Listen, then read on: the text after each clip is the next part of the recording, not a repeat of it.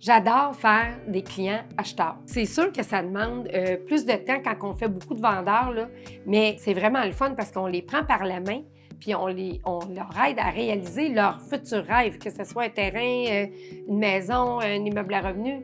Ils ont un rêve. Puis pour que le rêve soit bien réalisé puis qu'il ne devienne pas un cauchemar, bien, pour moi, il y a juste une chose à faire puis il faut toujours la faire.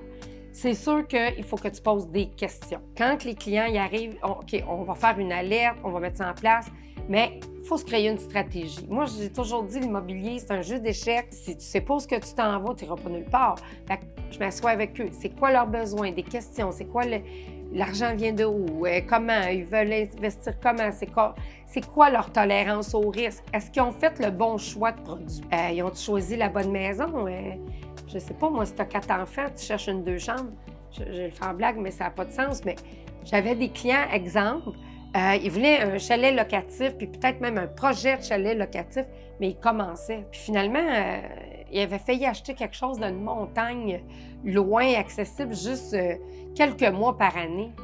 Caroline, vous commencez, il me semble que c'est pas comme ça qu'on maximise une mise de fonds. Puis on a regardé tout ça, on est été voir d'autres choses, on a changé, on est allé pour des terrains. Là, on avait trouvé un autre terrain, on voulait faire plein de projets. Puis tu sais, à un moment donné, la location, c'est quoi que tu as le droit, les permis, il était très novice. Fait qu'à toutes les fois qu'il y avait un pas à faire, il y avait des informations à aller prendre, ça les mettait en stress. Puis à un moment donné, je leur ai dit « Hey, pourquoi qu'on commence pas juste par un terrain? » C'est sûr que pour moi, c'était bien moins payant que de faire un projet. Commencez par un terrain, faites votre premier chalet, faites quelques locations, prenez le pouls de c'est quoi, aimez-vous ça, vous aimez pas ça, puis là, vous verrez. Puis après ça, go, on en achètera d'autres ensemble. Tu sais, on le remettra en vente, ce chalet-là, parce que vous n'aimez pas ça. Puis ils me sont revenus, c'est la première fois qu'ils me revenaient aussi vite que ça.